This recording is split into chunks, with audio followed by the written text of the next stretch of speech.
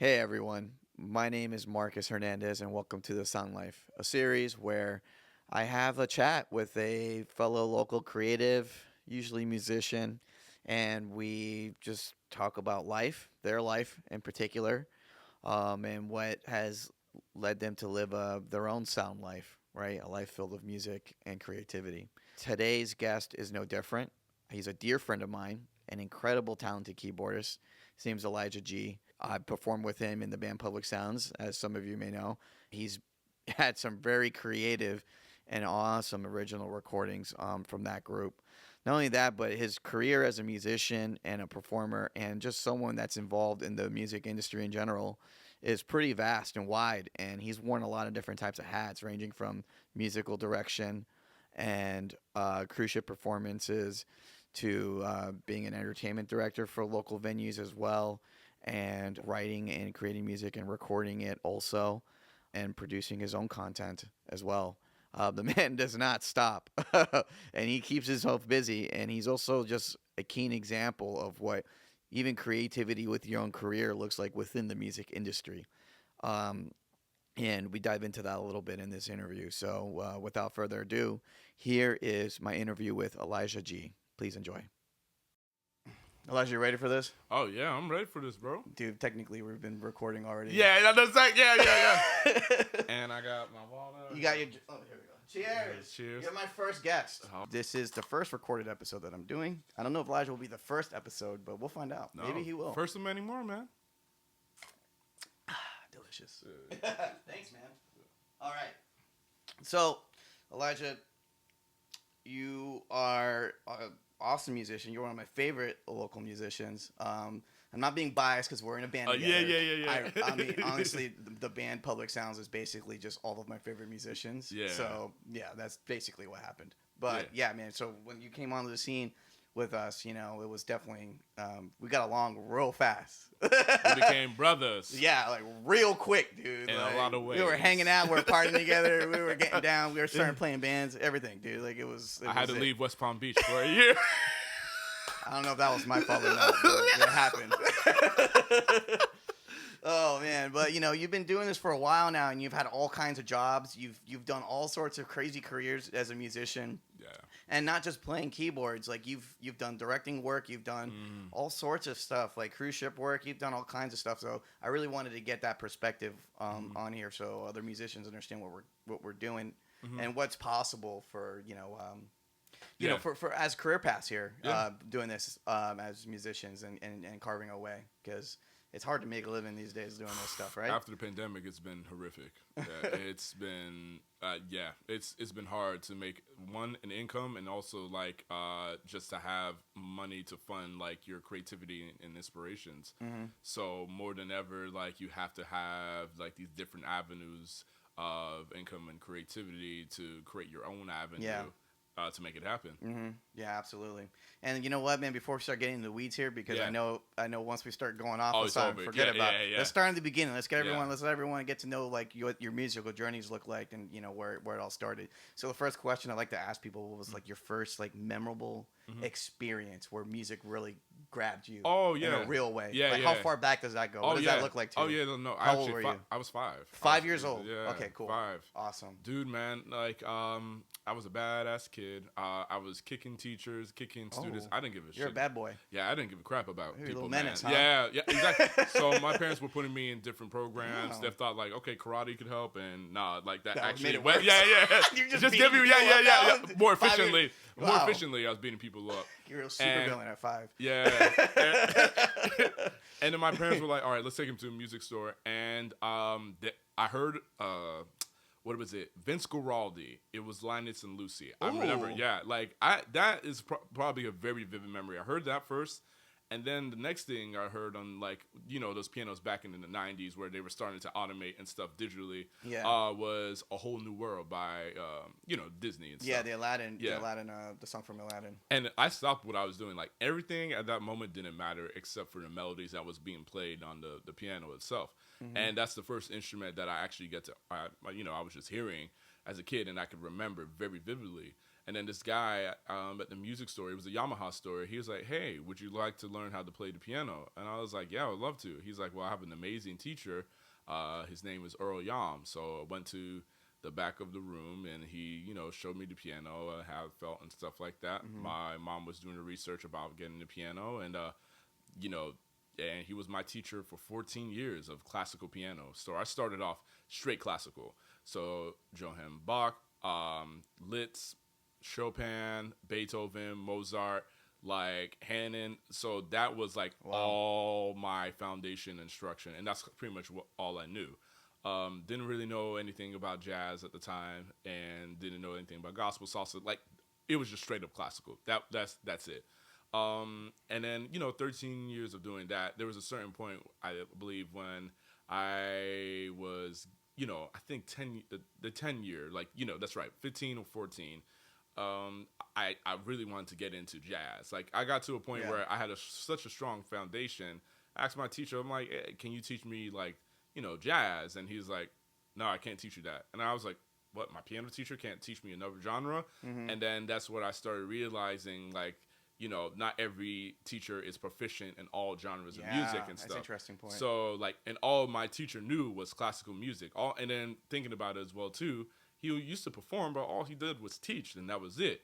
So I was like, well, I want to broaden out. And so the next thing was, like, looking for a jazz instructor. And I have one teacher who was great. His name was Manny. Met him, and my first jazz tune that I learned was Blue Bossa. And then from there, is that not like the first tune everyone learns? Yeah. It's like dude, these teachers don't like assigning this as a song. Yeah. Teachers, like, I had a teacher that hated this song in college. Yeah. And he was just like, I hate this song so much. Yeah. Anyways, here's the changes. Exactly. Like, why going back it out, like, you know what? So if you listen to certain people play it. Yeah, exactly. Yeah, and after a while, you're like, oh man, you get sick of like that tune. But think about it now. Now the first tune I teach my students is "Moanin'." Like, like that's a way hipper song. Yeah. Because it's like blues. It's a little bit. Fun. It's fun. So you get people the fun part of music. And then we can probably gloss over Blue Bossa if you want. Yeah, exactly. No disrespect to Blue. Yeah. It's a great tune. Yeah. No disrespect, but from there, got into jazz. Went through a few teachers after Manny, but then really Jimmy Patullo was the cat that I really loved and got me into Red Garland. And then like that was from there. I was like, okay, I found a sound I loved, and then from there, Herbie and Chick Corea, and then it just broadened up from there. And then just got exposed to different genres by just being at Florida State. Oh, okay. That's when I started like it was going to school. It was like, okay, now funny enough, usually most church cats, they get brought into it. Like was in a church a lot growing up, but no one was like really down to teach me like gospel chops and whatnot and stuff. So I had to learn from my local musician friends and the churches I was in Tallahassee, and then. Ironically enough, you would think I would learn like salsa music in Miami. It's like, no, I learned it in Tallahassee. Like Jose Carrasco was an amazing salsa pianist that was teaching at the Florida State. And then from there, like, started picking that up and then started delving into reggae, country music, and then like being a keyboardist. Actually, this is my first keyboard that this Phantom? Yeah, this Phantom. I don't know why the hell I bought that in FSU. I was like, I'm going to get the best of the best. It is heavy as hell. It's a great, actually, a lot of. They don't go nowhere. Yeah, it doesn't go anywhere. For the right price, though. But I actually, because one of my favorite MDs. Nice way to. Yeah. That's fantastic. T. Slays, he produces for Ariana Grande's, Chris Brown and stuff. Like, this is like a staple. Every MD uses this board. I mean, wow. But the better size that's like a lot more portable is the G6. So that was my first keyboard too, but I learned all of that around Florida State, absorbed myself around that. And then, I mean, the rest is kind of history on that. Absolutely. So you've been basically playing music ever since that first time when you were a kid? Once they introduced you, you've just been doing lessons steady and steady and stuff. And you were playing like in like high school and middle school all throughout pretty much. Oh, right? yeah. It was always it was there. Yeah. It was there. Wow. I've been lucky enough. So you really just like latched onto it and just get going. Yeah. It's kind of like, a lot of people find music a little bit later or whatnot. I knew instantly, like, that's what I was going to do for the rest of my life, like, at 5. Yeah. That's a great feeling to know, So yeah, been blessed by that. Absolutely, man. That's cool, man. That's, for me, I think about like my own experience, and I kind of had glimpses into music as a young kid, Yeah. and then I finally got into it in middle school at Yeah. 12, and then that's when I started playing, so it's nice to hear how everyone started, man. A lot of people like Harley didn't start early at all on drum set. He started, I think, in like high school or something like that. Wow, really? Or middle school or something like That's a little crazy. late. He was No way. maybe late. I don't know, but it was a little late to the That's game. pretty killing, man. Like, yo, Yeah, I mean, Harley covered a lot of ground in a small amount of time. You know what Oh, I mean? Like, that was wow. wild. So I always found that interesting. I was like, really? Yeah. I didn't know that. So I could be wrong, Harley. I'm sorry if Yeah. I just made up a fact about you. That's great, man. So yeah, you had great musical training, and you had a private instructor the entire way through, pretty much. Mm-hmm. Was it the same guy or? Nah, so like yeah, Earl Yam was there for about 13, 14 years. Then I switched over to Manny's for jazz. Then I went through another teacher, Jeff Padowitz. But then I was like, I went with Jimmy Patullo. Jimmy Patullo was my jazz teacher for a while. Then I went to Mike Orda briefly for a semester at FIU. Then I transferred up to FSU, and then Bill Peterson was like one of the last ones, and Marcus Roberts. And then when I came back home, I was just experimenting. And then the last one, which I need to get lessons with again, is Steven Scott. Steven Scott is a hidden gem in South Florida. Yeah, he is, man. He's a cool guy. No, like he's like one of the most killing jazz pianists, like period. I think like, and he's an uncle of jazz. Like you get a lesson for him for like 30 minutes. He's like, nah, let's just keep going. And like he'll hold you up. I'll be like, hey man, it's been 2 hours. Like I gotta go, man. Like I love chopping it up with you, and I love the knowledge and I love the time, but I need to go. He's like, no. But yeah, he's a fantastic teacher, which I need to go back to. And currently, one of the classical teachers I'm looking to study under is Anastasia Victory, which is a MD for the Michael Jackson musical. Oh, no so way. one of the things of doing music theater for a while, I got linked up with like some extremely talented musicians, and she's a fantastic pianist, and she's been on the road, and but I definitely, that's like one of my steps is like to get some mentorship from her in terms of like being more proficient classically, and then also like really go hardcore with music theater as well too. Wow. Okay. Yeah, Steven Scott's great, man. I hope that works out. Oh, and dude, get that going, dude. That sounds like a great learning Oh, experience. bro, man, he's fantastic. I mean, I think for any jazz musician, Steven Scott's been around everyone. Seen Chick Corea perform, seen Oscar Peterson. Had lessons. He's played with Roy Hargrove. Yeah, he's played with Roy Hargrove. Had lessons with Chick Corea's teacher. Like, come on, man. Like, it's like that's the. He cat. definitely knows his stuff. For Yeah. Sure. Oh yeah. No question. Yeah, that's yeah. I mean, if you live in South Florida and have access to Steven Scott, yeah, hit him up. He's always happy to do lessons, man. Happy, like I know, hard Tabitha to get. Meeks even did Oh, lessons yeah. with Steven Scott. Yeah, That's and she's crazy. killing, man. Yeah, she's awesome. She's a great Yeah. songwriter. Shout out to Tabitha Meeks in Nashville, killing it. Oh yeah, yeah. Even on Netflix and Hallmark and stuff. Like, she's amazing, man. Yeah, she was actually when I did this podcast, it was under the name Dank Coalition Podcast, and I was doing it with Jacob Tacos, and Tabitha was my third guest on that one. And then I tried to get multiple guests on, and Tabitha was an option for that too. But then I had that surgery and stuff like that not too long after that, so I stopped doing the podcast for a while. Yeah. But yeah, so it's cool. Tabitha's good people, man. It means a lot to me. Yeah. So big support of the music scene and huge contributor for her time with Mona Lisa Tribe and all. Oh yeah, man. She was open to all kinds of music too. Definitely, man. Like I think she's a local town hero that like definitely should be fully recognized in that city. Yeah, man. I gotta get her on there. We gotta travel to Tennessee. And Yeah. get her on the Please podcast. let me know because the food is dope over there. Dangerous, huh? Yeah. Yes. Nice, dude. All right, so let's get back to where we were, like in college. Like, so you said you were in college, you're studying. That's when you started like the genres and everything started changing. Like what you were accessing musically changed a lot for you. So what was going on at that time with FSU? Man. So what was your college experience? Yeah, like, we gotta talk about music college because that's always a hot button topic with musicians. I was broke as hell in college, man. Like it was a struggle, man. And like in Tallahassee, there was not a lot of jobs for people like to work like part time and stuff, especially during the summer. So like it was just like, even though I had scholarships paying for the music, it was not helping with the boarding. And so I got to a point where it's like, all right, I need a job, or like, maybe I can get some gigs. And I was like, people wanted to see us perform. And I remember my first jazz gig with a jazz trio. I got paid $50, and I was like, man, what? Are you serious? Like, I'm playing a trio hit, and then like the trio hits were already kind of taken over by the teachers, and then the students that were like juniors and seniors. So someone that's coming in as a sophomore, you have a hard time getting in. Nah. So I was I decided to do the ensembles. I did a big band ensemble, just because I love big band music, and then I really wanted to learn Latin music. I was like, doing mantunos and feeling between salsa, bachata, and merengue. I love that style a lot. I did a gig at Club Down Under, which was like the club for the students and stuff. And I did the salsa hit, and there was this guy named Joe Louder. Joe Louder is a huge credit to me. He was actually at the wedding. Yeah, I'm not sure. Oh, if you yeah. He's a huge credit to me becoming like more of a pop keyboard 2 kind of musician, where it's like you have a lot of auxiliary stuff and doing layers and zoning and learning about space and stuff like that. Ironically enough, like I was doing a bunch of notes in jazz, still learning about space, but they really taught me about like where is a place for an instrument and where you should sit musically and stuff.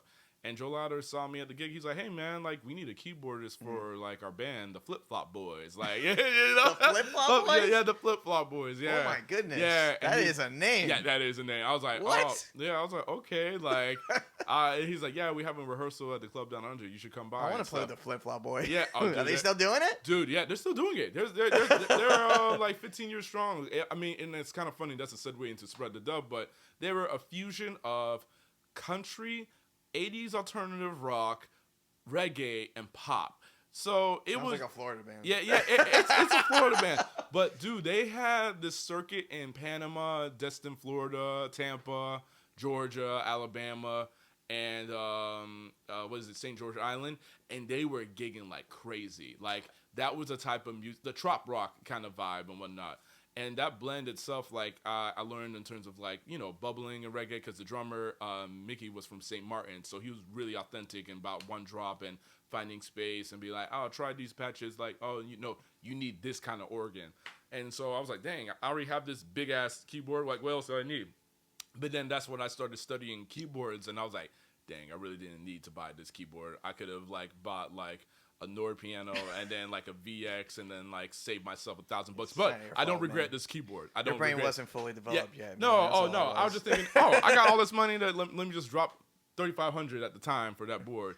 But there's worse things to spend money on. Exactly. But it's still with me to this day. So absolutely, it's still here. So maybe it was a wise investment. It was wise, but man, I was lugging that around campus with no car at a time and stuff. Like that's a body. This weighs about 80, 90 pounds. Like it's no joke, man.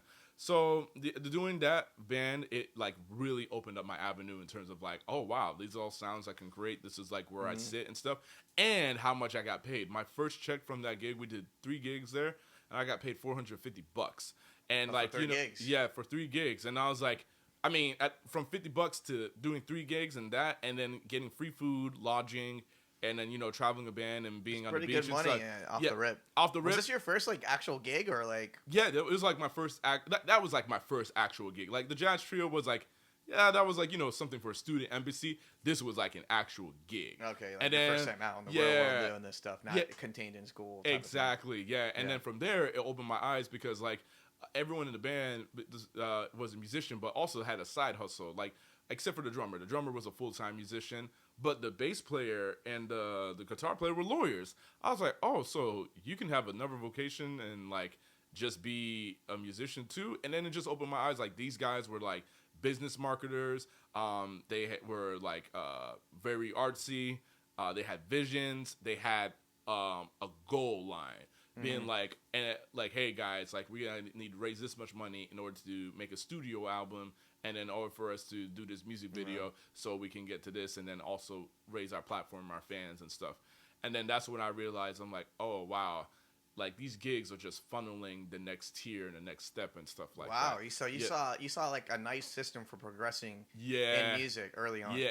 That's very important. Yeah. Oh, man. Not a lot of musicians get to see that. And I saw it through cats that weren't like full time. They were just they had a passion for music, but they were stupid business savvy. Like they were negotiating $1,000 gigs, $1,200 gigs, and they were out of Tallahassee, and they were doing trop rock festivals. They knew what their demographic was.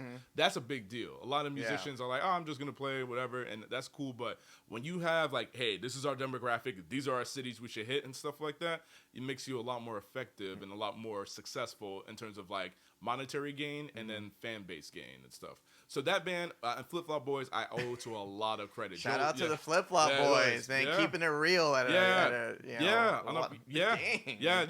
that band like 450, dude. For 3 gigs, that's not a bad start, man. And then from there it went to 200, and then I was like, I was lifting it, and it worked during the summer. I was like, all right, great. So. But then it came to a time where it's just like I can't just wait till the summer, because during the down season, Tallahassee had nothing.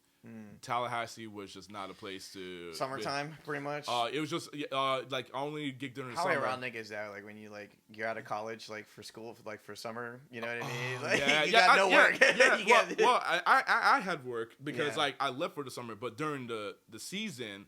There's no high season in Tallahassee. Tallahassee's a college town. Yeah. So like there's no gig. Like the gigs are like, again, they're residency gigs and or ticket shows, and so I was like, yeah, this is just not working. I got to a certain point. I was like, let me try to, and then I was like, let me make my own band, and I made a band called Dank Flow. And that's a cool name. I was like, all right, yeah, Dank. And then people like, isn't Stank? I was like, no, like that Stank from that Loud, it was reefer related, but it was a fun band. And then from there, like I was getting booked gigs locally in Tallahassee. Finally, it was like after I graduated, and so then we finally played like spots like Bullwinkles and Engine Room and stuff, and we were getting paid like per person. What kind of songs did y'all play? Oh, dude, like or your iconic covers? Yeah, on iconic covers was like I always did Outkast. Outkast was like my thing. I would do anything. Nice. Andre 3000. I did Kanye West stuff. I did John Legend stuff. And then the guitar player would be doing like what is it? He was fantastic. He did a lot of Dave Matthews. He was a huge fan of Dave Matthews. Oh, yeah? And like his guitar playing was nuts, and him as a vocalist was amazing. Nice. And then we did like reggae stuff too, because the drummer could sing and play and stuff like that. And so we had this nice blend of stuff, and then I wanted to get fully into the hip hop stuff. And then it got to a point where different people were leaving and stuff. I'm like, all right, that was a cool niche project. And I'm like, I'm ready to go back home. And then I got offered to come back home as a house jazz pianist. Because funny enough, I graduated FSU, wasn't really doing anything jazz related until I got that call to be the house pianist at All That Jazz in Sunrise, Florida. Oh, yeah. Okay, cool. Yeah, so it brought you back here. Yeah, it brought me back here. You grew up in Sunrise, right? Yeah. The entire time. Yeah, right? my entire So you've been put here and then Tallahassee and back. Yeah, it's funny enough. Like I think looking back at my life, I've always had opportunity. I was always in the right spot for opportunities. Like. I still develop my skill set and whatnot, but just opportunities haven't been like, yeah, hey, can you do this? Hey, can you do that? And then I was like, all right, let me head there and stuff like that. Yeah, you've always been playing since a young age, and you've been consistent with it. Yes. And I think a lot of that time, like when you do get these awesome opportunities, it's because of that work you put in that made it easy for you to be able to just slide right in and do something. Yeah, exactly. Yeah. Like if you didn't have all of those lessons, if you weren't playing piano like you were seeking that knowledge out at a younger age, like how much harder, let's say if you were just starting out and then someone asked you to do a gig like the Flip Flop Boys, how would you have been able to make it? Yeah. And then would you still have been in that band? And it kind of piles on after that. So all these opportunities you don't get to have when you don't do that work early on and don't take that time to make it happen. I like you dropped the word consistency, because that's the most important thing, right?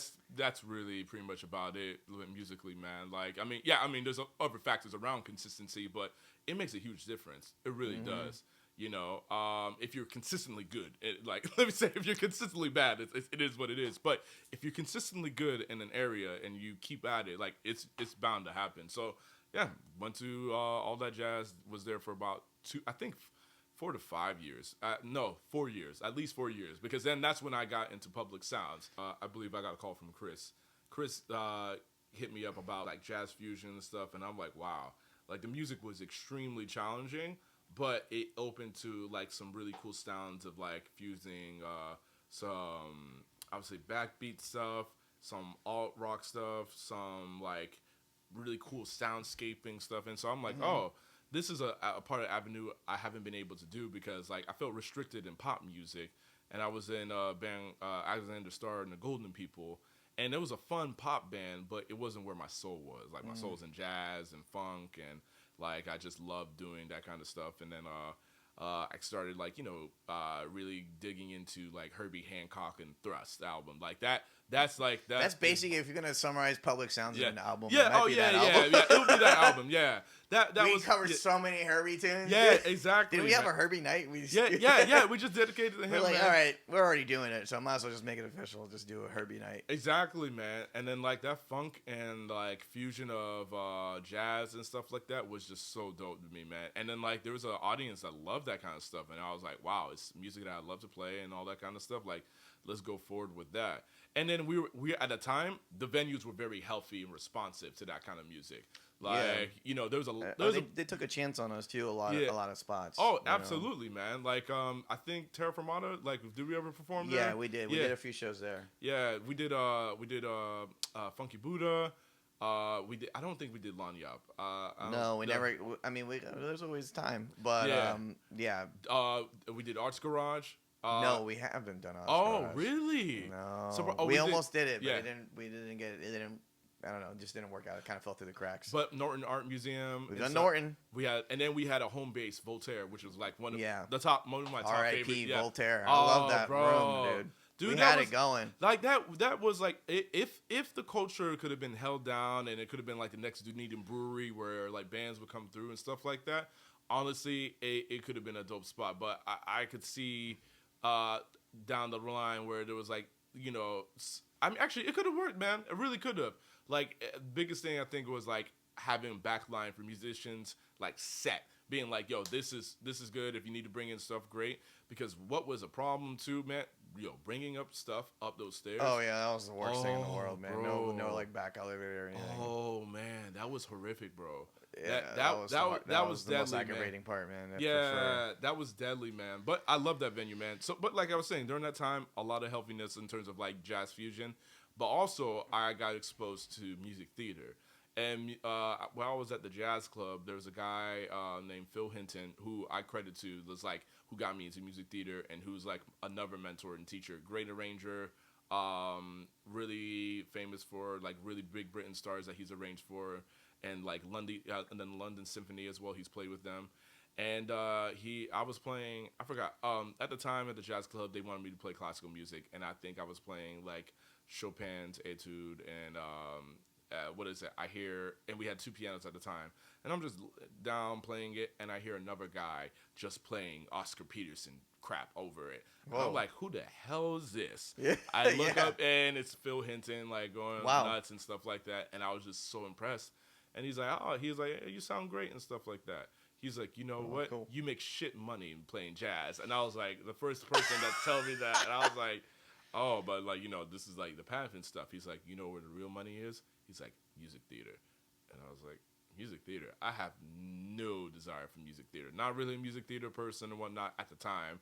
And really didn't have a appreciation for the art itself. And I was like, all right, let me take a stab at it. So at the Arturo Theater, there was a show called Laughing Matters, like where I had to pretty much learn how to accompany the cast, learning how to hold BPMs, and pretty much be like a one-band show and whatnot. Yeah, and that's a lot of work. It's a lot of MD, man. Oh yeah, it was my first MD hit. Thankless job for sure. oh yeah, thankless job, sound engineers and MDs. If no one says anything, you did your job amazingly. Yeah. I mean, if you do get praised, then it's like, okay, what happened? But that was my first gig that I actually did, and at first it was like really shaky, and then I got the hang of it. And then I realized I'm like, okay, I can make this a thing, and it was really the great thing was it was consistent, high-paying work at the time. I think I was making $150 or $200 a show.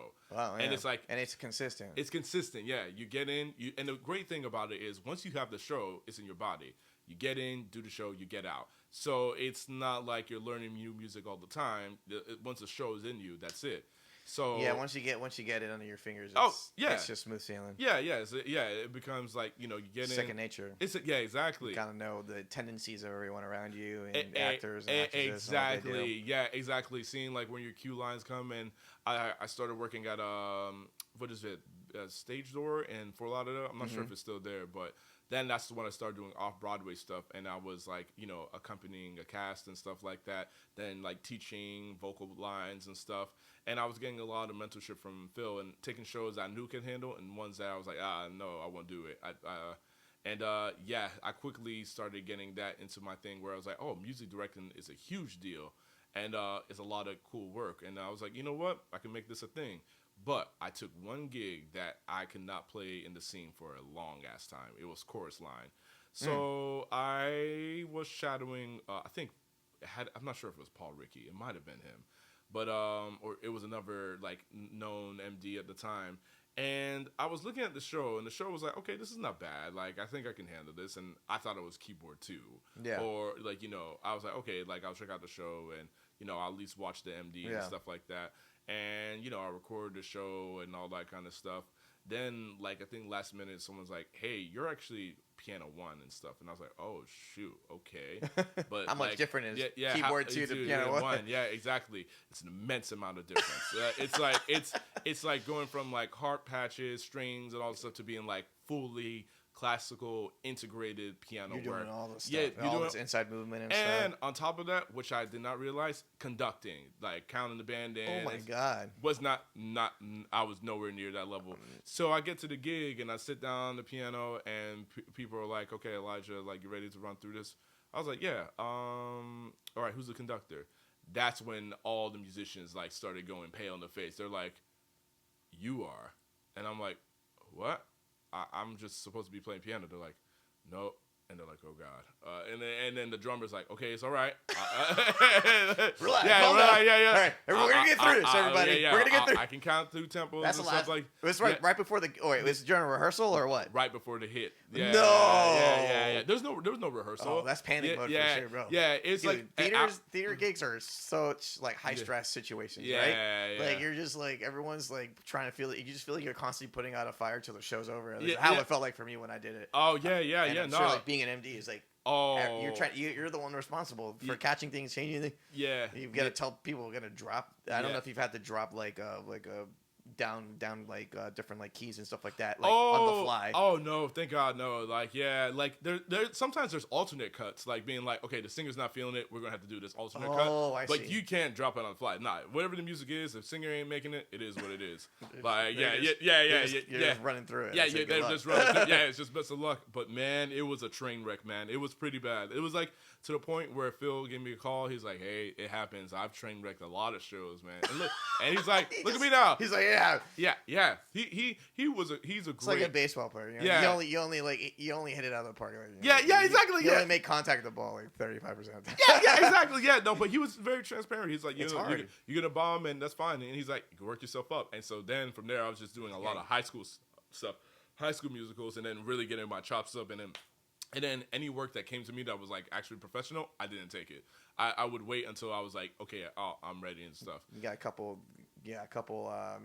shows under your belt. And stuff like that. Yeah. And like, I did Sister Act, I did Shenandoah, I did I Love You, You're Perfect, Now Change, and I was working at the off-Broadway theater a lot more where I was like, okay, great. Like, I'm going to keep doing that. I'll sub here and there. And that helps immensely. And then I think what helped me the most was like, there was a shift. I think around that same time when I was doing music theater, I think I got into Spread the Dub. Oh yeah, it was Public Sounds. You were doing the music theater stuff. Yeah. You were playing with us. Yeah. So things were kicking off all sorts of ways. Yeah, huh? exactly. So you're getting all sorts. Yeah. So the opportunity to start rocketing out exponentially, kind of. Exactly. And then the back to like the Flip Flop Boys kind of style music, the reggae stuff was Spread the Dub. You told me like, oh, Spread the Dub was looking for keyboards. I think it was you. Yeah, it was.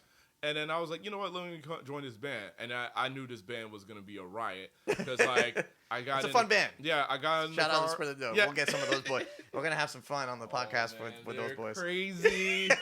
They're crazy. Don't let them take you. But yeah, man. Like they got me on this gig, and like Kevin, I think it was Kevin. What's Kevin's last name again? The bass player. Oh, Johnson. Kevin Johnson. I remember when I was playing. He's like, "Hey man, you don't need all that jazz." He's like, it's just soundscape, man, and like, and, he's like, "Yo, check out this band." Like Keyboard 2, baby. Yeah, keyboard 2. Yeah. He was reminding You're playing me. piano 1. You gotta play keyboard 2, bro. Yeah, or keyboard 3 in a sense, man. Yeah, well, yeah. But... And then he was like, yeah, and then he's like, I love your sound, but like, you just lessen it and stuff. And I was like, all right, but this band was like, very famous, a lot of partying, a lot of girls. Like it was nuts, man. And then I knew it was a problem when I think my first gig was Spread the Dub. I got in the car and there was this guy that was just like, hey man, you want to do some blow? I don't know what blow was. I was like, oh, we y'all, what, alcohol? Like, and they're like, nah. The snowflake, and I was like, he's still. I was like, I don't know, straight. And he's like, cocaine, man, and then he shows it. And I was like, oh my god, and he's like, oh no, it's all right, man. And then he's sniffing it, and then he's like, take these 2 shots, and I was like, no. He's like, taking them, and I'm like, And was this just some guy at a show? I think it was like one of the friends from the band. Like they were just some one of the fans or one of the fans. And then like they're like, oh, new party scene, man. Yeah, and they're like, oh, that's a new band member. Give him more shots. Yeah. Oh man, it's a crazy vibe with Spread the Dub is just like it's a fun party band, and you're playing late night shows like that and stuff. Like, that's the people that you're gonna see there.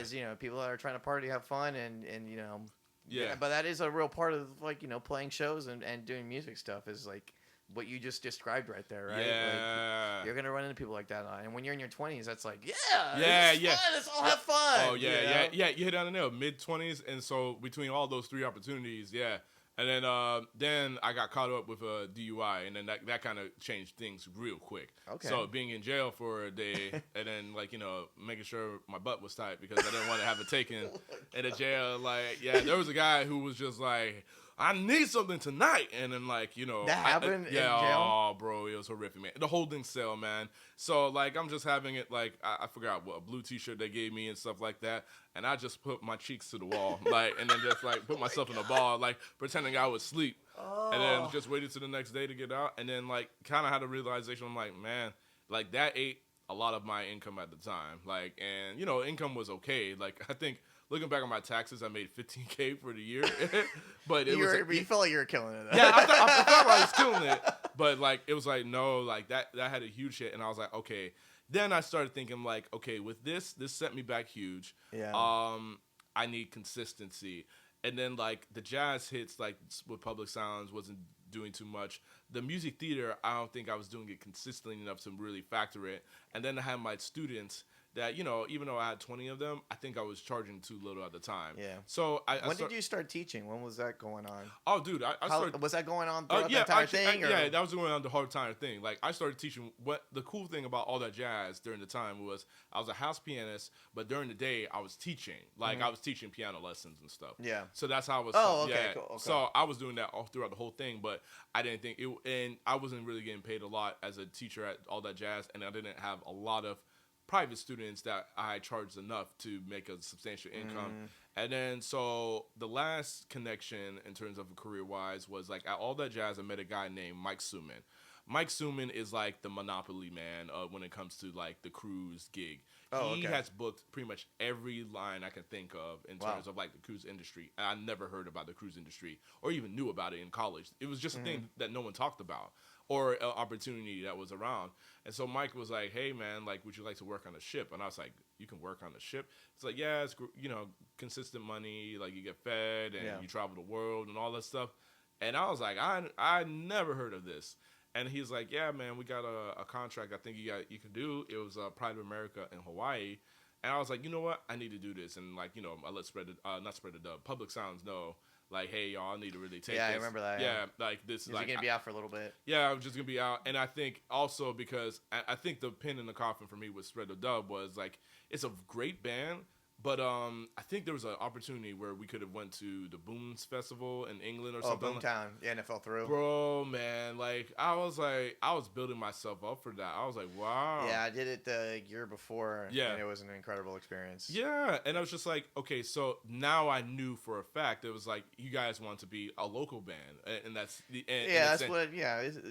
Yeah, and that's what fine. happened. Yeah, and that's completely fine. But I wanted to do a lot more in a sense. So I was just like, I just don't want to like be a local cat. I want to go expand. You want to expand your wings, and this cruise ship thing comes along, and it's like, here we go. Yeah, exactly. So if y'all just want to be the local heroes, that's fine. I'm gonna go ahead and travel. Yeah, that's okay to do either, man. Yeah, Sometimes you get tired of traveling, you want to stay put and get some gig going, and that's it's important. And then that's when I realized it's all about preference too. And at my time, my preference was like I wanted to travel and try stuff. And the cruise gig thing, the first contract, I love Hawaii. Hawaii is a beautiful state. That ship, Norwegian, Pride of America, is not fun because that ship has to be 80% Americans because it's an American flag. So, and the majority of like the lines are like mostly international and stuff. Yeah. So yeah, Americans on that ship, man, they're not happy. They are just not happy, man. Wow. Like, yeah, it's different hours. What's like unhappy? Like, what's making them unhappy over it's there? The hours of the stewards and stuff. Like, they're working like 18, 20 hours and stuff like God. that. Like barely any on breaks. this cruise ship, huh? Just Yeah. while it's sailing and everyone's doing stuff. And Exactly. Wow. And so the work morale of most Americans, like they're just like, yo, screw this. And so a lot of people, the turnover is so high on that ship in itself during the time I was there. So, but the people I met, the cast was great. It was, more sight reading stuff, and I was getting more into more of the MD thing and go over parts and stuff. And then like after I did that ship, I was like, okay, like that ship was great, but I mean, no, actually it wasn't great. It was okay. And I was like, I really want like a legit cruise ship experience. He's like, all right, how about this? They gave me a salary of like $3,500 on Seabourn, and I was like, whoa.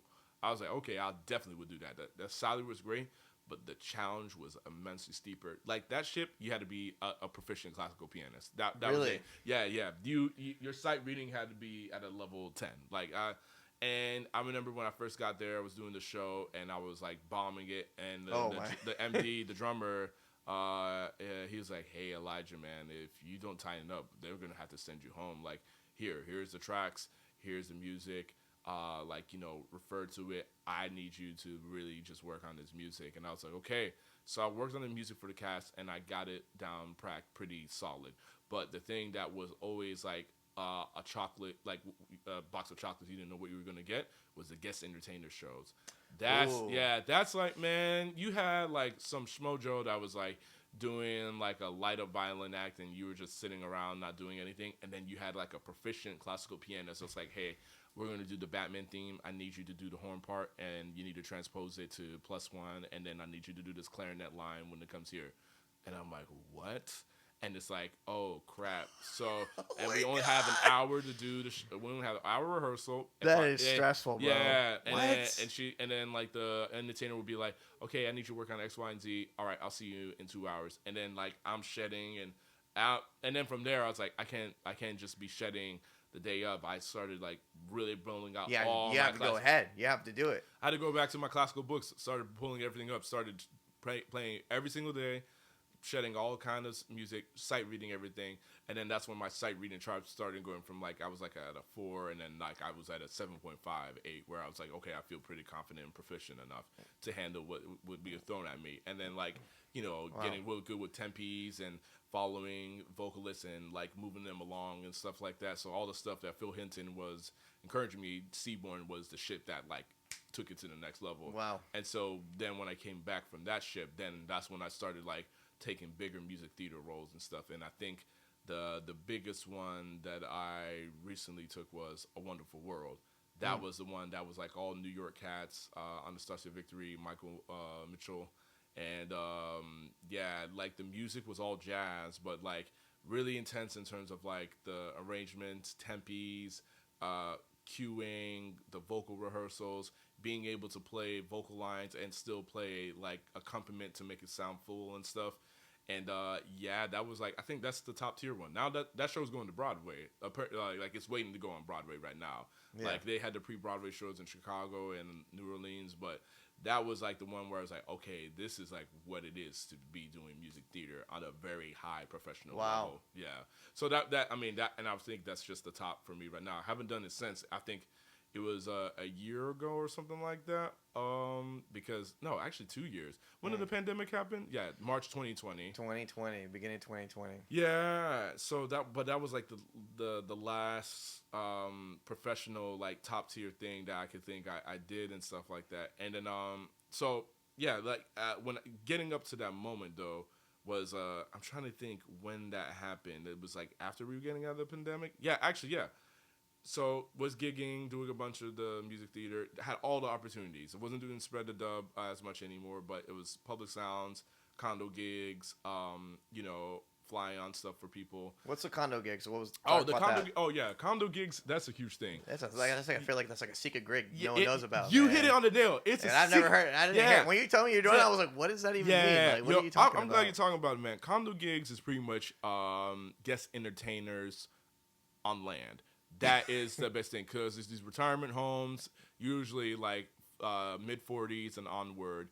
They all live in this settlement and whatnot and stuff. And like I'm trying to think one that people might know, like a King's Landing might be one or something.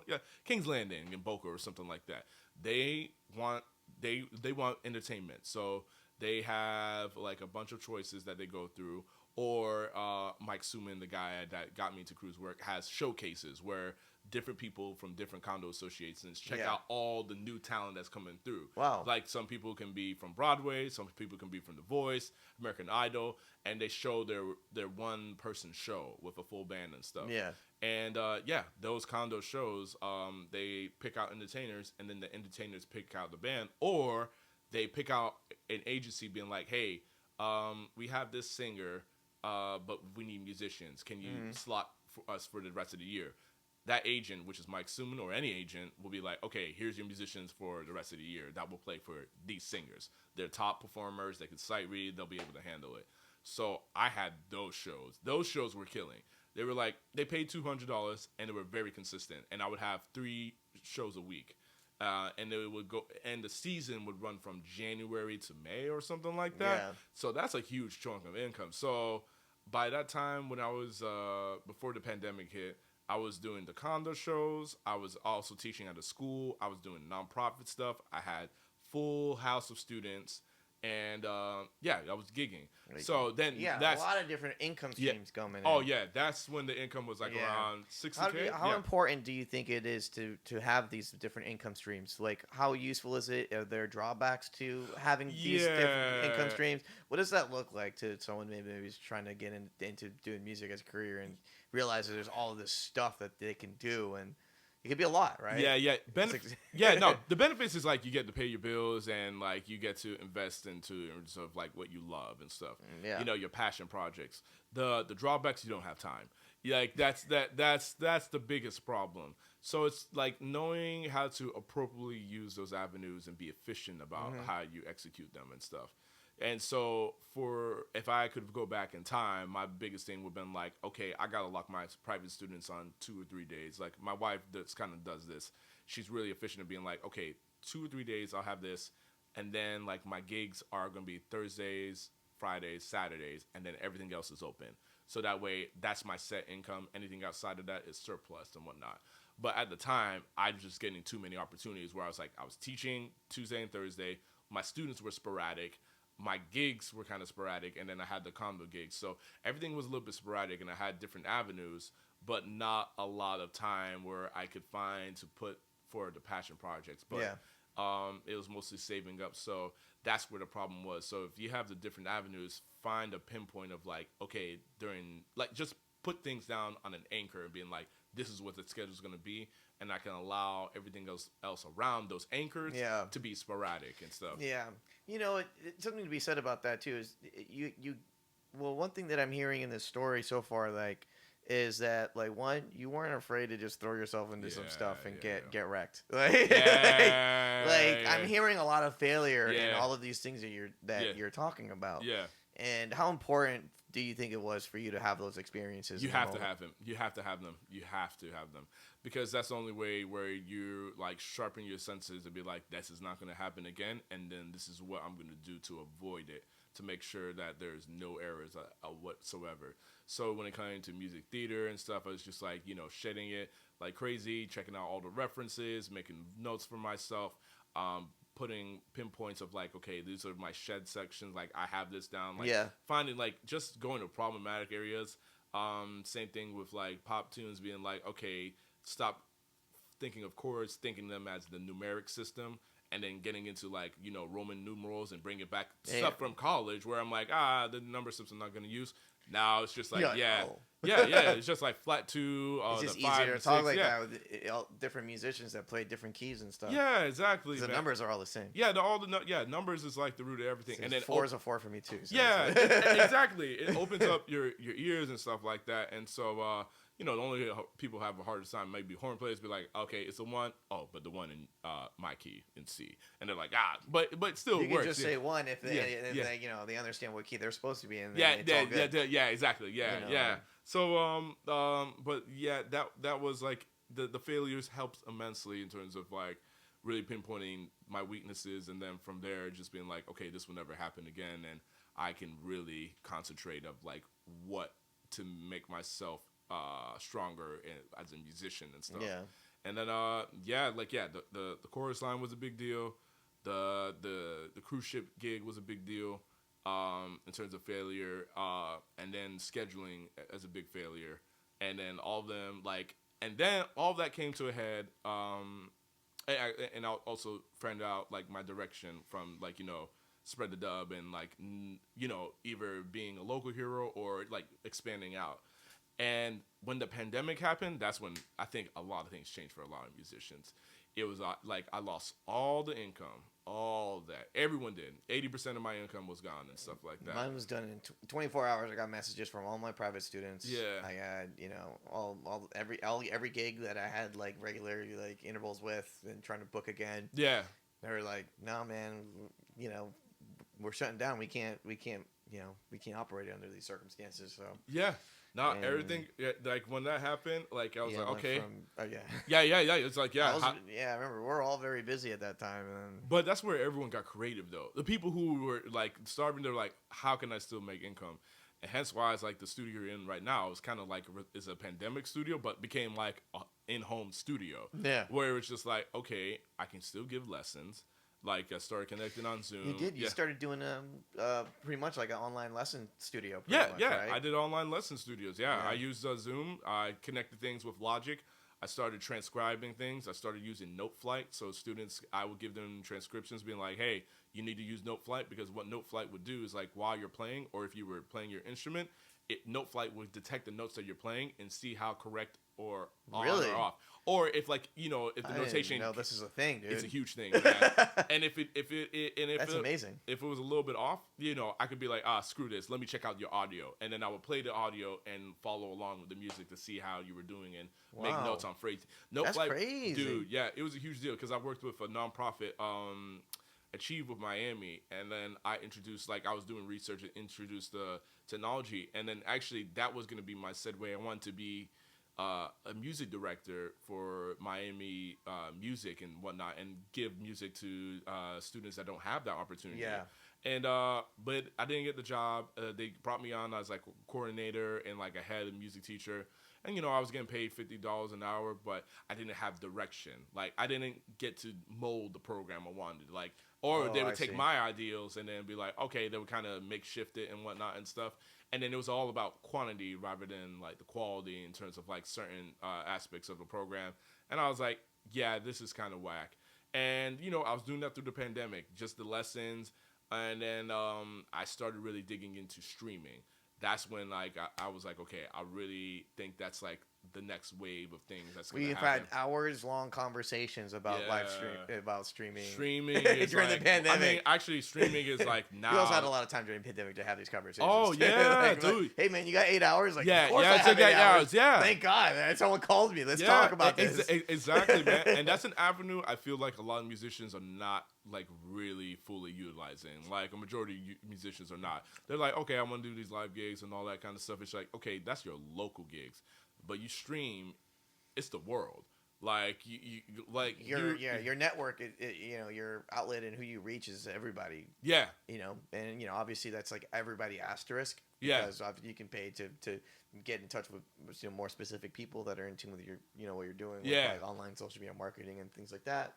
But it's the opportunities you have there are endless, and I think what we've learned with Public Sounds is that our market, like the band, is such a niche thing. Like, dude, like who's our favorite? Who's our audience? Who's our demographic? You got to look at like the bands. It's other musicians, right? Yeah, exactly. So there's only so many of those that are gonna come out of their way to check us out and hear us play live. And then you look at viable. Yeah, exactly. And you hit it on the nail. Like you look at bands like Snarky Puppy.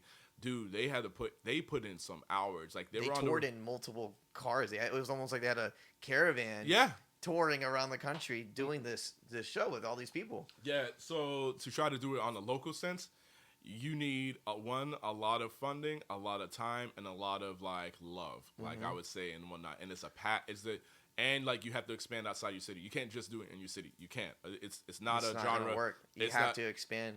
Like you can have like one or two. You're only gonna have like one or two key locations in a space. Public Sounds were to play again, which that could happen. Yeah, definitely could. Yeah. Throwing it out there. Yeah. But there's like Arts Garage, maybe Lagniappe if we even want to accept Museum. that pay. Yeah, exactly. Yeah, but the biggest, we're all grown up. We're all big boys now. Everyone in the band has leveled up in their own respect with what they've been doing. Yeah, exactly. So it's gonna be cool to see what we all bring to the table again, knowing that we've had a couple years of pandemic time to think about our own stuff. Exactly. So, and in that retrospect, it's just like I remember we had a meeting on pandemic. I'm like, y'all, man, like we need to live at this point, man. Like it's to your point, it was just not viable for where we're at, in terms of like the passion to put in the hours and stuff like that. Like it just didn't make sense at the time because it's like, yo, man, like we all have to find incomes that make sense for what's going on right now. And so I looked to streaming. I was like, piece back all of the stuff that we were doing all these years that gave us the careers that we had up to that point. Correct, exactly. And now it's like we were starting over more or less. Oh, dude, it was how many businesses closed down that we used to play at? How many venues closed down? And that's what like really put the pin in coffin and brow. How many students did we lose over the years that I they just didn't bother to come back anymore. Yeah, once you have momentum on something, it's easy to keep it going. But once you start over and stop, you hit it on there. Like the pandemic put a pin on the coffin for a lot of businesses and a lot of passion projects where it's just like, okay, now we don't have the venues, now we don't have the income, now we don't have a platform, and then try to make a platform online is a steep ask, and like again, it's a passion out of love, but at the end of the day, you also have to live. So from there, I was just like, I think around the pandemic time, I got offered to do like when everything's were coming back around 2021. I got offered two things. One, the musical A Wonderful World, and then also I got offered a job with Carnival Cruise Line. So I was just finishing up A Wonderful World, and Wonderful World is going to the next steps. And Anastasia asked like, "Hey, what?" Like, she legit asked like, "What do you want to do? Like, do you want to do music theater and be a director? Like, I want to know your sense of direction." And I was like, I'm still trying to figure that out as well because music directing takes a lot of energy. It's a lot. It's a lot of energy. It's a lot of responsibility, and people who take that jump and risk have a lot of passion, love, and like I would say dedication and whatnot. And my heart, I think I love music theater. At certain aspects of it, I do love, but certain aspects I know I'm like, man, this is a lot of responsibility. Mm-hmm. And so at the time I was dating now my wife, Melina, and if I took another music theater gig, I probably wasn't going to be around her as much, and I would be just a full-time musician. But Carnival Cruise Line was the gig where it was like, hey, we're looking for a supervisor to hire musicians for the ships. and it's like, oh, so I get to be the guy on the other side, whereas I was like the musician that was hired. I'm the guy now that's like, I'll hire the musicians for specifically this fleet of 23 ships. And I'm like, oh, wow. And then they told me the benefits of salary and all that stuff. I was like, okay, cool. And they're like, and you work from home. I said, what?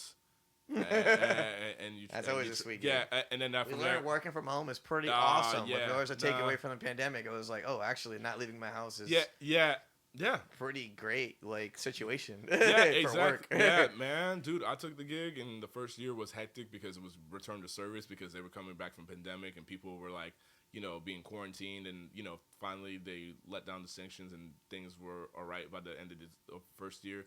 Now I am in year 2, and actually coming up next week, will be 2 years at Carnival, and now reflecting on that is I love the gig a lot, and more opportunities are now being thrown at me at probably the worst time because it's like I'm a 9 to 5, and I am now like the director at Runway 84, like housing the musicians, the vocalists, the sound tech team to run an entertainment program for a local restaurant that makes like 300-400K a week, which is freaking unheard of in Fort Lauderdale. Like actually in South Florida, period. Wow. Like that restaurant is nuts.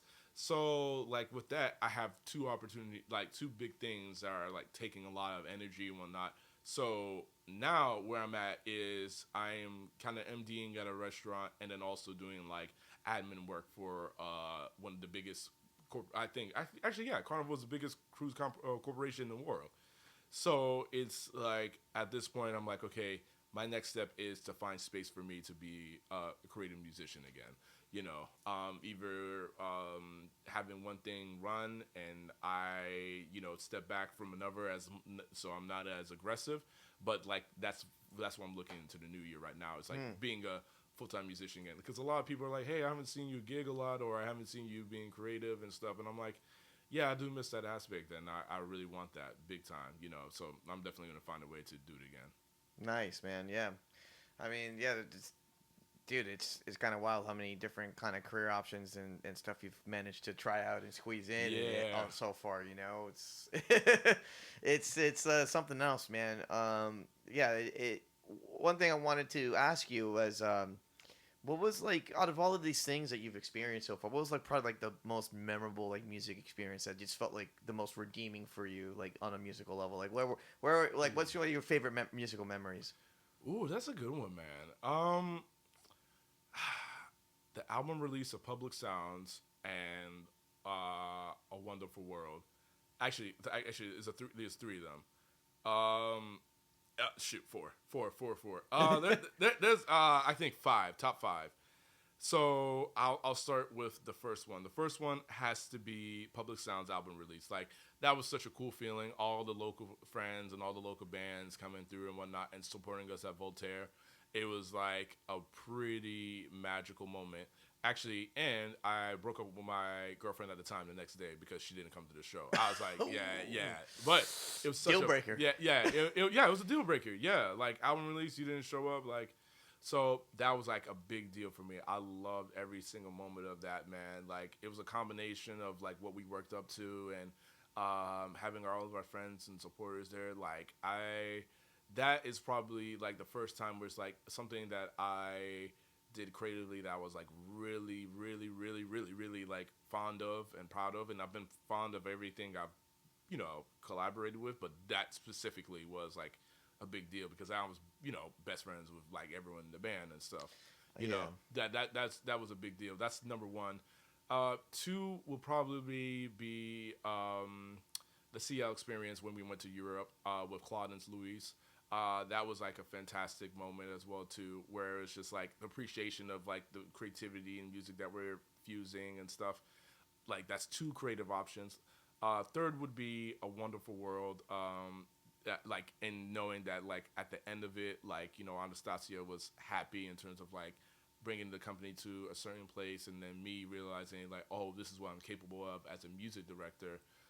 4 would probably be Freaky Friday with the St. Andrews High School, realizing how I could work with kids and make like magic out of high schoolers and stuff. And I think 5 would have to be the nonprofit show that I did online during the pandemic. That was like an ultimate test of me using my audio skills, my video editing skills, and my online skills, being like, I can do this myself.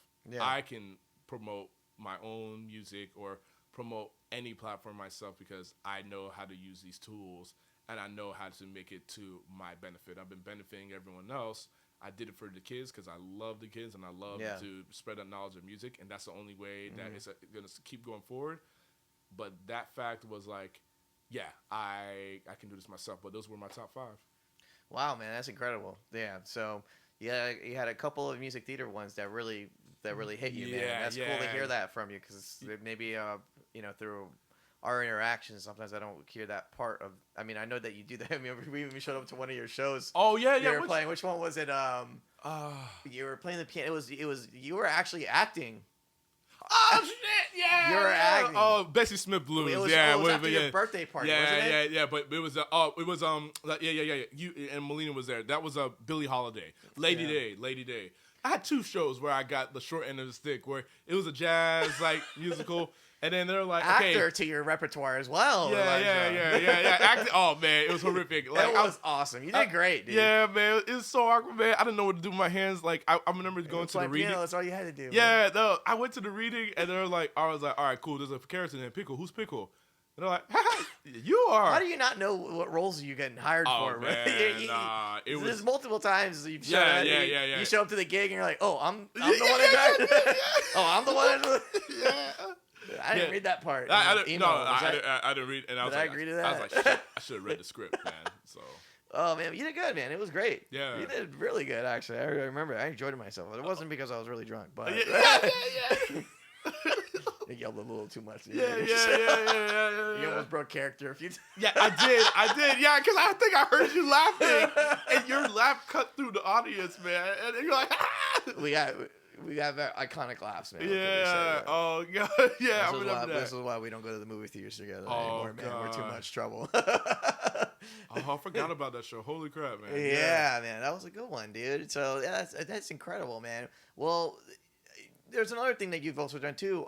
Didn't you release like a lo-fi EP? That was during the pandemic. So yeah, that was an example of I shifted it where I had an overhead camera.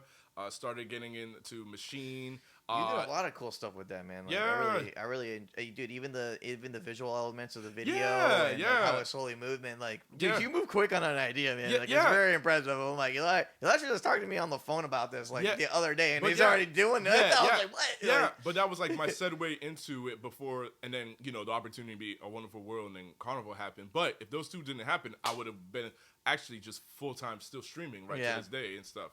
But, coupling that and traveling back and forth between Canada to see Melina and stuff, wasn't able to make it consistent because it's like, you can't, I was like, oh, I could stream while in Canada, but it's like, no, streaming is like you have one spot and it's hard to do a remote streaming setup. Yeah. I've been thinking about this for a while now because that's something I'm interested in, and I think what I'm doing now is actually coming as close as possible to that. This is like an ingenious thing where it's like this is what I'm going to travel with. And then you can have a bunch of content built up, and then it's just like, all right, cool. Like, where am I going to go? All right, let me go to Europe and record this cat and stuff like that. Yeah, you saw my setup. It's really simple. I can even do without the stands if we just want to hold the mics and just make it even two less pieces of equipment. Yeah, no, dude, this is perfect, man. And this is like the happy medium between the making it. But besides that, streaming wise, if you don't have something like this kind of ideal, you need to have a stationary setup and whatnot. Absolutely. The one behind. Yeah, man. This is also the reason why I want to do video too, is just to see everyone's music set up and where they do all their creative work. Yeah. Because I think musicians, we're all gearheads too at the end of the day. So we love seeing what people have been I don't doing. like that we got the fandom shot. That's a the fandom is important. This is history. Yeah, this is history. Yeah. This is a piece of history for you, for your own personal history, man. Yeah. And speaking of personal history, man, dude. So another thing that did recently was you got married. Yeah. And what was that whole experience like? And you're a married musician, so I'm gonna get Melina on there. I know she's still downstairs, but Melina, if you hear me, we're gonna schedule sometime. I know she's a better schedule than you too. Oh, she's way better than me. Yeah, so we're gonna be efficient. Melina gets on me. Yeah. Melina gets on me. Twice as much content. It's funny because she schedules with a book and everything. Me, I schedule things, and I look at my schedule. I'm like, oh, that's what I'm doing today. It's not like I'm somewhere in the middle of the two. It's not in my body, I have some forethought, but something surprising. But she's a monster about it. But I met her during the pandemic. She was gigging at Club Med, and I was gigging with Nikki Kidd and Shay as a trio, and she wanted lessons, and I told her it was $100 an hour, and because I didn't want to date girls at the time, and she's like, wow. And Melina, once you have that interview with her, she was able to gain agents, find out venues, and pretty much made a mark with her when she came down here and whatnot and stuff. And then, she became really consistent, and I came and checked her out at a show, and I was like, after her show, I was like, you know what, you should go check out Steven Scott. I'm going to go home. And she's like, you're not going to come with me? And the kind of rest is history. The biggest thing is we're both musicians, but we're both two different type of musicians. I'm more into jazz, R&B, funk, and I do music theater here and there. She is straight up pop and the cover scene and kind of stuff like that. So we're in two different avenues, but I've been on her side and whatnot and stuff. Yeah. But she's very what's the word? Self-contained and it does a lot of things herself. Yeah. She's also she's a very hard worker. I see all her output. I don't remember how I remember when she first came down here and you guys were dating and she moved quick, man. She filled up her schedule real fast. Yeah, I was I feel like that's a record. I was I don't think I've seen anyone fill up their calendar at such a capacity. That was very impressive. We just had brunch listening to her play. Yeah, actually, Farmer Sim. Everything is so finely tuned. Melina has it down to a science, and it's nice to see musicians at that working at such a high tier like that. It was refreshing for me. Exactly, man. And so for us, collaboration wise, creatively we're a little bit different. I would say she's definitely into the pop and weekend and stuff, but again, I'm the neo soul, R&B and stuff. But I give her tips in terms of I feel pop these days is actually starting to get more of that soul sound in it. Pop is definitely because jazz. Sorry, I'm hearing. I'm oh, they're getting into it. Harry Styles is huge into that. There's influence of jazz now into pop music, and Melina now is thinking of where her next steps are and stuff. So I give her sometimes lessons and in terms of expanding her social media and stuff. So. And then for us, in terms of how we collaborate business-wise as musicians, we're kind of bookers now. With the Runway 84 situation, she handles the W-9s, the invoicing. I do the scheduling and the music mapping and stuff like that. And it's a nice symbiotic relationship and stuff where we realize, okay, this is our niche. This. Yeah, exactly. This is our niche as musicians. We can work for that. We can recruit and stuff like that. I remember one time I recruited someone, and she's like, Elijah, this person is horrific. And I was like, what? And I was like, the real sounded okay. She's like, no, Elijah, you don't know what you're I've seen them in person and whatnot. And with that kind of knowledge she gave me, I was like, okay. So I played the gig with the singer, and I had to coach the singer the whole night. Oh, no. And just so that it could be believable, and it worked. But if Melina didn't give me the heads up, I probably wouldn't that night been very relaxed, and then they performed. Caught off guard. Caught off guard, and I'm like, oh wow, this is a train wreck. So things can spiral pretty fast that way. Oh yeah. There are all sorts of bad things that can happen in a show. Speaking of bad things, what's your least what's your worst experience performing or playing or music work or anything like that? What was a live show horror story or performance one? I know you had a couple personal fails and fumbles, but I don't know if any of those were the chorus line was the number one. Chorus line was absolutely the number one. What happened in that show that was such a travesty that just rocked your soul so much? Man, dude, because I was trying to prep as much as I could with the book, and then I realized my skill level was just not at the level it needed to be to handle the book. And then when it came down to the show, what happened was I got in the chair. They were like, okay, let's do a sound check. We did one sound check for the opener or something like that. That went fine. They're like, all right, let's do the finale. The finale didn't know the tempis and all that kind of stuff. And the worst part about it, the the producer was the first dancer of that show on Broadway, and she's like, "What's going on? What's going on with these tempos? Like, what's happening here?"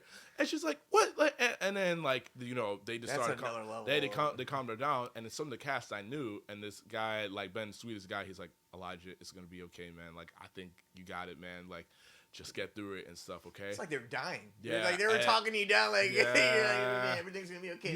Yeah, because they knew it was gonna be, and then all the musicians were like, "Okay, like that let's must be heavy.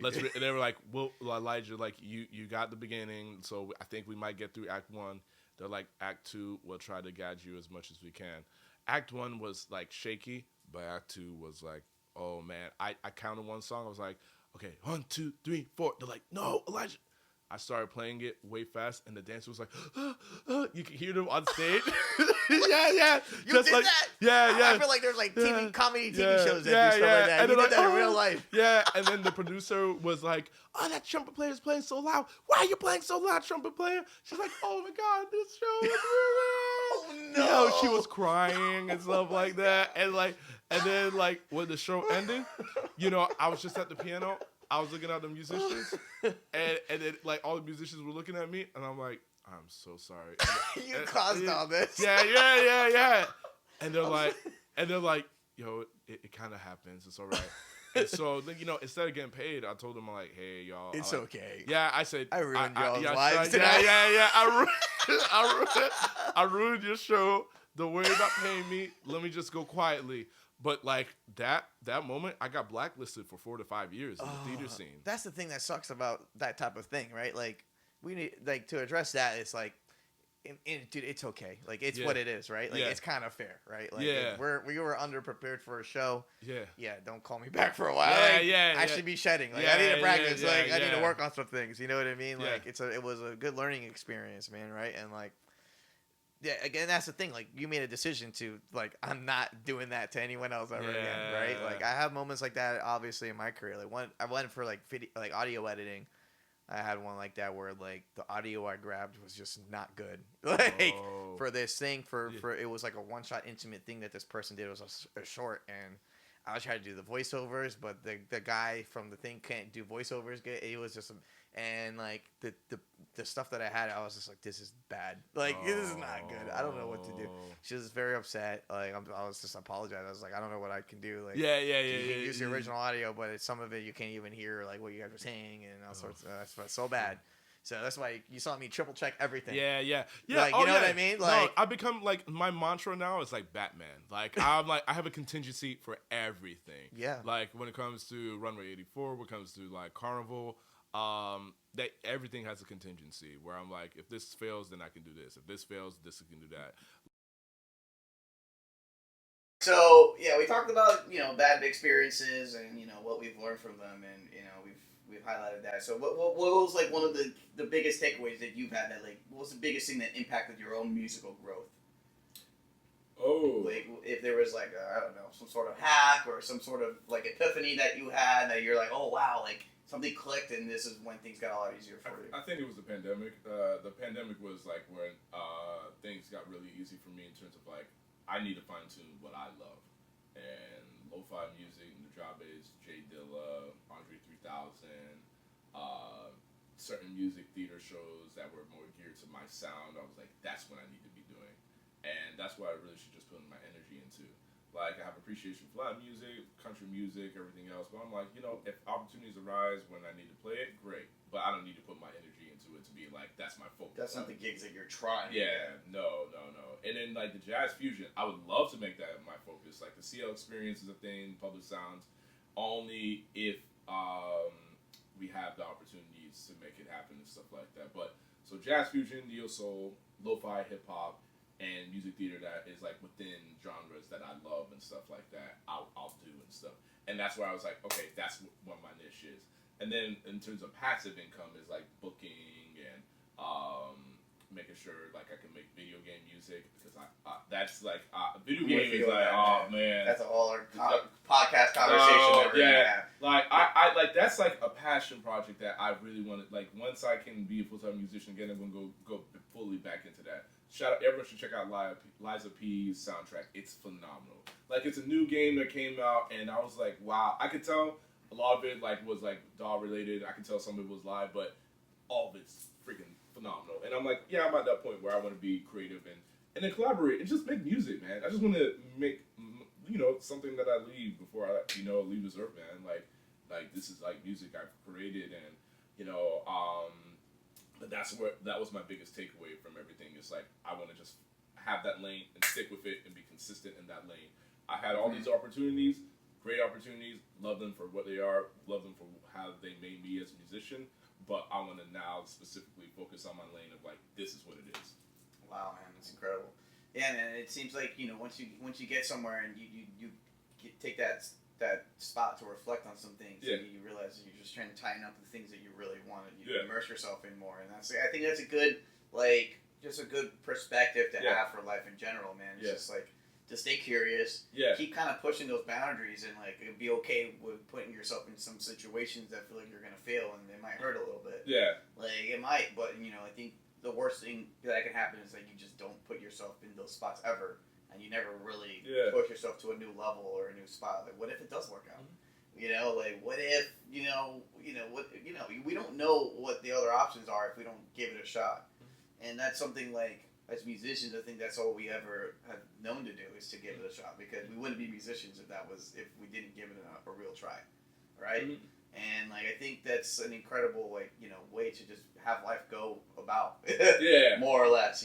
Like it's I don't know, it's something where people telling me all the time, like, oh, what, they talk about, it wasn't for me playing music, or, I don't know, like, how many times have someone asked you, like, what you do for a living, and you tell them that you're a musician, and they're like, all right, well, what do you do to make money, or whatever, you know what I mean? It's like, no, I do this for a living, because it's possible, Absolutely. There are some, personal sacrifices, and you highlighted them a lot of different things there that, I think puts into perspective for people that like are up and coming in the scene. And speaking of people that are up and coming in the scene, like what is probably like the biggest mistake like you've seen other musicians make, and like what do you think like they should be able to do about it? Like you're help them out a little bit. Yeah. So your word is your bond, and your name is everything. That's the biggest thing. Man. Yeah, your word is your bond, and it's everything. Like, I'll give you two scenarios. Public Sounds, we had a gig at Funky Buddha, right? I got offered to go to it was for one of the shows that, who was opening for us? Aaron Lebos was opening for us, right? Oh, yeah. Yeah, I got offered to $1,000 gig to go to the Bahamas. And I was like, yeah, I can't let down my friends. But you know who took it? Aaron Lebos. Aaron... It's true. Oh my God, Eric. I forgot about that, and he canceled the show on us. Yeah, and we had to get Priya, the solo. Priya Diamico. Dude, man. So I was like, what? And so for me, it left a bad taste in my mouth. And he's a seasoned cat. I still love his music, and I've worked with him on projects, but it left a bad taste in my mouth. And younger musicians are doing that now, where they're just like, oh, I'm going to try to take the next thing. But it's like, okay, you're thinking short money and not long money. No. And that's like probably my biggest takeaway is like, when you say you're going to do something, stick with that and say that you're going to do it. Show up and whatnot. Just hold your word. Because once you don't hold your word and stuff like that, you're just not good for it. And then you just lose work. But a lot of young musicians are doing that. A lot of them. And then a lot of them don't have the maturity to know, like, certain gigs call for certain skill sets. You're not going to be able to play what you want or jazz and stuff like that all the time. So, like, you have to focus on, like, what that venue calls for. If you have a passion project, do a venue that houses for your passion project. If you're at a venue that's asking specifically for a certain style of music in a certain way, you got to adhere to that. If not, then... You got to work on it. You got to set on it. Yeah, and if you're not willing to do that and you're being stubborn, then don't do the gig. But yeah, ultimately it's just like your word is your bond. I've had musicians like, show up late to a hit, and like I booked them like, yo, like why didn't you give me a heads up you're gonna be an hour late, man? And they're like, well, I could have not showed up at all. I'm like, oh, so you're gonna have that kind of attitude with me? I was like, all right, cool, bet. Like never book you again. And like they're coming back like, well, like you're not doing it for the art. You're like with the establishment and not for the music. I was like, Dog, you're just an unprofessional musician. Shut the hell up. Yeah, man. I forgot his name. It's okay. We don't have the name drop, but yeah. But example of just like keeping your word, keeping your just keeping your word, man. That's all right. So yeah, keeping your word, having some integrity around that. I mean, it's tough because we want to do the next gig, and look, like if you're okay with disappointing people, like. I guess I mean, for you, if that's okay, that's fine. But like the thing, I think a lot of, like you said, it's kind of it's like short-sightedness. Yeah. I mean, at the end of the day, like what's $1,000 over like working with some other really good musicians that So on that level, maybe the value wasn't enough there or whatever. But I mean, to that point, I remember. I mean, he did apologize profusely, and I really don't hold any personal like resentment towards him about it or anything like that. Like I still think he's awesome. I still see him from time to time like at Ground Up and still check out his music, and he's doing it. So and what's his name? You mentioned earlier. Yeah. So I don't know. Might cut it out. I don't know. Whatever decide. I'll decide later. No, he's great, man. I'm just saying, like, dude, like, it just made me reflect. I was like, damn, like, it's still an amazing musician, but it really made me think, like, yeah, I gotta be careful booking a gig. That's the thing, right? It's like when we're booking shows, we're all making commitments. Yeah, everyone's making commitments. Even the restaurant, the place that we're booking at, everyone's making a commitment to do the same. So when you fall back on that, especially with not a lot of notice and putting the onus on other people to have to, replace you and stuff like that, like you're basically saying like I don't care enough about what's going on here. Yeah, exactly. I don't value your time enough. Yeah, exactly. So you're kind of putting this precedence that like you're saying that your time is more valuable than everyone else's time that agreed to have to do this. And you know what? Like I get it. Like I got his perspective. Like you didn't pay a lot, but it just showed like okay, it's hard to trust someone like on that level. Yeah, correct. Yeah, I got to do a quick cut again. All right, man. So, dude, like, you've had such a just incredible history doing stuff here, and you've played all up and down Florida. You know all kinds of stuff. You toured to other countries. Yeah. You played with all sorts of bands and started all sorts of projects. What's coming up for you? What are the things that you want to look towards now? I know you mentioned that digging into your own stuff more and getting back on the creative side a little bit more. So is there anything on the horizon that you're looking towards? Yeah. That's on the docket that people can be ready for. Yeah, it would be for me to streaming again. That's a big one. CLO experience in the future, and then like an R&B project. I'm trying to do like an Outkast vibe with Weldon, the dude from the wedding. The singer. Yes. That was incredible. Dude, he was so good. Oh man, I was getting chills listening to it. Oh my god, he's a phenomenal singer. Best like concert at a wedding ever. Yeah. Seriously, I had a blast. Yeah, dude. I was like, y'all nailed it with that. Yeah, man. Some killing musicians on that. Yeah, and like for him, I'm like, you know what? We were collaborating a little bit when I was doing like my personal project at Voltaire with Asani, Alfonso, and there was another person. Weldon and. Oh, and then Chris, And I was like, you know what? I want to expand on that and stuff and bring in more people that I love as well, too. Like you, Kev, trumpet player, Ricardo, and just like, I want a fusion of neo soul. Pretty much Outkast, Hiatus Coyote, Anderson .Paak, No Name, all of that. And PJ Morton, like in a gumbo bowl of stuff and whatnot, and like really go for it, Mm-hmm. That's like my ultimate passion project. And ultimately I just gotta shape up the time to make it happen. And with the Twitch and that, and just gigging at nights with the residency that I have, I think I'll be in a very happy shape for the new year. Awesome. Well, if people want to tune into what you're doing, what's like the best place that they can get in touch with you? Oh, Instagram, Genius Keys, GEENIUS Keys. Okay, awesome. And then basically that you'll post any new updates. That's about streaming and Twitch and new releases and projects that you're up to. Because I have my hyperlink of all links that will be on Instagram and stuff like that, and it will post like, hey, like here's a link of Twitch, and then like the day that I'm posting and stuff like that. And I'm gonna make Instagram like a big thing and really get that traction back up again. Nice, man. Yeah, I gotta get it in a social media kick. Maybe we can be accountability partners. I'm about that. that. Yeah, Like we do some weekly check-ins or something. Like, yo, man. Oh yeah, what's going on? How many videos you put? Yeah. Well, the biggest thing. Like, hey, Marcus, did you edit this podcast yet? Yeah. But the biggest thing is like taking the point from you when we talk about pandemic is like creating the content.